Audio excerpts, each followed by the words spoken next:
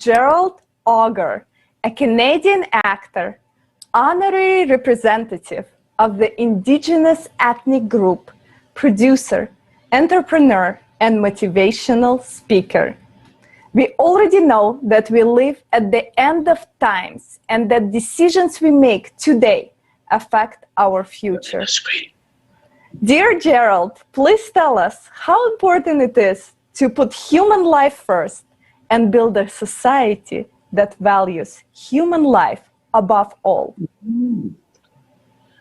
Aha, unista bita, mama tawin ako simanto na naskumo. So I want to thank the Creator first and foremost for allowing me to be here today, to be able to share with you the knowledge and wisdom of my four direction elders and ancestors. The value of human life.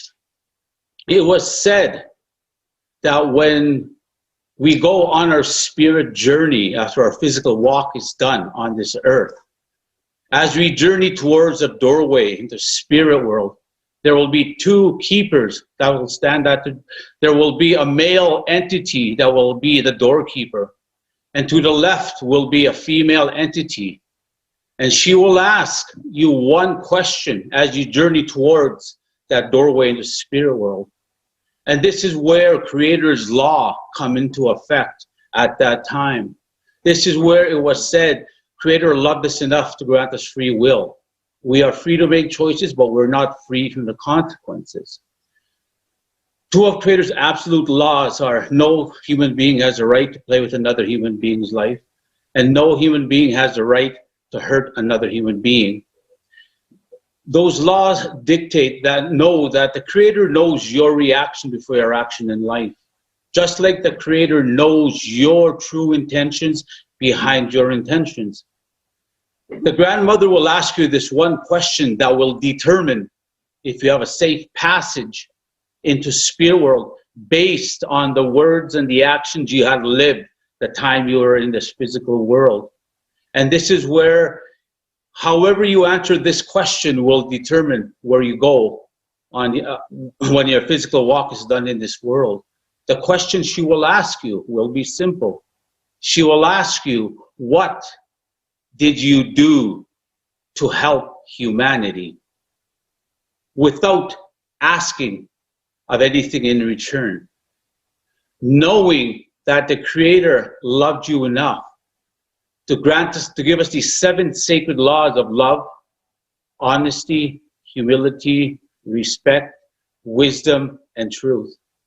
These were 7 sacred laws that were there to govern our words and our actions, so we can put the life, human life, in a sacred manner and treat it in a sacred manner.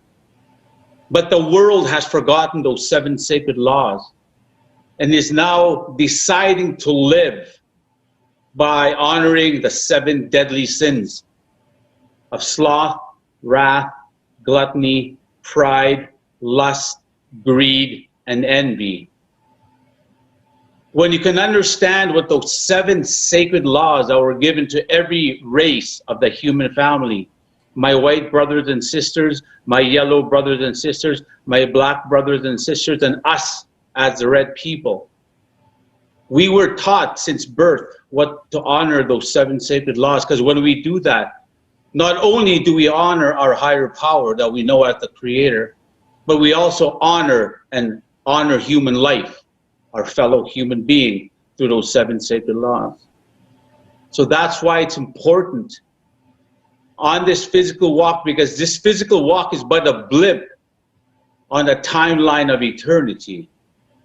And eternity is a long time to get it wrong when you go home back to your higher power. That is how we are taught to honor our fellow human being. Because in my language we say, the Creator is always listening to our words, watching our actions. The old people say, the Creator is listening the whole time we are on this physical world, even in the dreamscape, because we are all spiritual beings housed in this human being. This consciousness that we talk about does not come from the mind. It comes from spirit. It comes from the beginning of time and will be here till the end of time.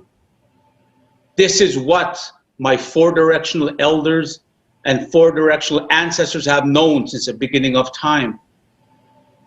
This is how we govern our words and our actions. But the world has forgotten their higher power. The world has forgotten their fellow human being. And this is why with the Creative Society, I'm honored to be a part of this movement. Because we are teaching and leading, showing our fellow human being that the only currency that will allow you into the spirit world when your physical walk is done is going to be love, kindness, and compassion for your fellow human being. You will not be able to take money or material with you. That currency doesn't work in spirit world. Just like ego has no place and cannot exist in the spirit realm.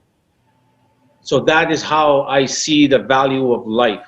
And this is why I honor each and every one of you, and to all those listening globally, that we all need to come together in love, light, and unity for the sake of our children and their children's children, because our children are on loan to us from the Creator. And we need to honor all of creation, including our Mother Earth. But most of all, the most powerful and the most sacred being in this world being the woman. Because without the woman, we will cease to exist as a human family. Without Mother Earth, we will cease to exist as a human species. So when you can value life, but in order for you to value your fellow human being, you have to learn to value your own life first.